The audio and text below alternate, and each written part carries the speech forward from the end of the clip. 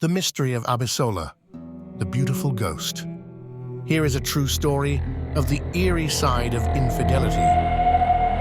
In a popular bustling village in Abeokuta, Ogun State, Nigeria, there lived a young girl named Abisola. Her arrival in the village was nothing short of mysterious, like a breath of fresh air in a place that had long known only the predictable rhythms of rural life. Abisola was strikingly beautiful, with radiant skin that seemed to glow under the sun, eyes that sparkled like the evening stars, and a smile so warm it could melt even the coldest hearts. Her beauty was captivating, not just because of her physical appearance, but because of the aura of charm that seemed to envelop her. It wasn't just her looks that made men fall head over heels for her. There was something almost otherworldly about her presence. Her arrival caused a stir in the village. The men were mesmerized by her. From young bachelors to older married men, all found themselves drawn to her in a way that seemed to defy reason. Every time Abisola passed by, it was as if the air itself became charged with an unspoken energy. Even the married men, some of whom had children, were caught up in her allure, sneaking glances and making secret attempts to win her favor. At first, the villagers didn't think much of it. People assumed she was just a visitor from another village, perhaps a traveler passing through or someone seeking refuge from the hustle of city life. But as days turned into weeks and weeks into months, Abisola's presence began to affect the very fabric of the village. Soon, the village women started noticing the subtle changes. Their husbands, once content with their family lives, began to grow distant. They'd spend more time away from home, and when they did return, their eyes would often be glassy, as though they were lost in a daydream. The wives whispered among themselves, exchanging stories about their husbands' strange behaviors. It didn't take long for the first confrontation to occur. One evening, a wife named Toyin confronted her husband Bola, who had recently begun spending more time with Abisola. The quarrel was loud enough for the entire street to hear, with Toyin accusing Bola of infidelity. At first, Bola denied it, but when Toyin revealed that she had seen him walking hand in hand with Abisola just a day before, the truth could no longer be hidden. The quarrel escalated, and it wasn't long before the entire village heard about the affair. Toyin wasn't the only one. Across the village, more and more women began to confront their husbands about Abisola. Some men openly admitted to being infatuated with her, while others tried to lie and deny their feelings. In some cases, marriages broke down completely. Divorces followed, and many of the men who had been unfaithful with Abisola were left with broken homes and shattered reputations. The more people talked, the more it became clear that something wasn't right about Abisola. She never seemed to have any real family or background. No one could trace where she had come from, and she had no friends or relatives in the village. When people tried to ask her about her past, Abisola would always give vague, almost evasive answers.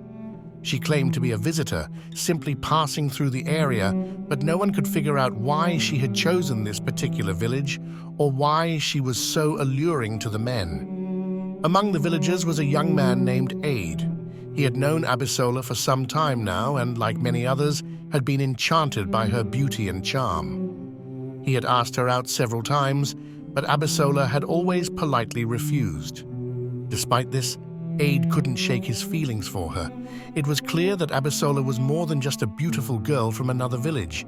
She was something else, something elusive and intriguing. Unable to stop himself, Aid decided to launch an investigation into Abisola's past. He couldn't rest until he discovered where she had come from and what had caused the strange events unfolding in the village. For months, Aid traveled across the nearby villages and towns, asking anyone who might know something about Abisola. Just when Aid was about to give up, he came across a man in a small village far from Abeokuta who recognized the name Abisola. The man was older, his face lined with age and experience. When Aid told him about the young woman he had been searching for, the man's face paled, and he looked at Aid with a mixture of shock and sadness. "I know her," the man said, his voice barely a whisper. "Her name is Abisola. She was my wife, but she died several months ago." Aid's heart skipped a beat. His mind raced as he tried to process the information. His Abisola, was dead? The man explained that Abisola had been involved in a terrible accident that had taken her life. However, he claimed that after her death, strange things began to happen. He began to hear stories of a woman, a beautiful woman, who looked just like his wife and who seemed to be haunting the villages. Abisola had somehow returned, but not in the way anyone expected. She had become a ghost, walking the earth and leaving a trail of chaos in her wake. The man had been searching for her too, but every time he thought he had found her, she disappeared. It seemed that Abisola's ghost was elusive, never staying in one place for too long. Together, Ade and the man returned to the village of Abeokuta. They were determined to confront Abisola, to reveal the truth about her and put an end to the mystery. But when they arrived at her house, they found that it was empty.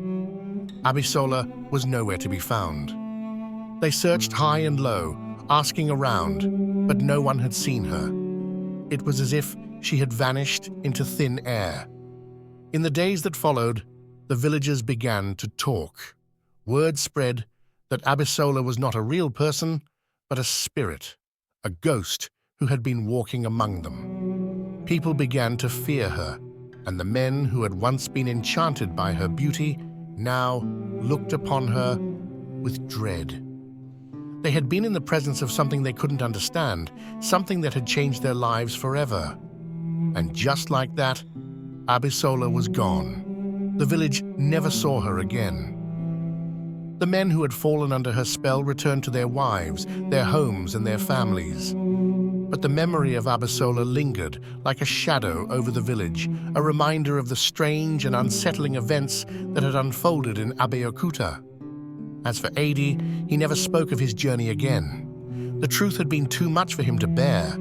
He had discovered something he wasn't prepared for, a truth that shattered his understanding of the world. And with that, Abisola's story came to an end, leaving only whispers in the wind and the fading echoes of a ghost who had once haunted the village of Abeokuta.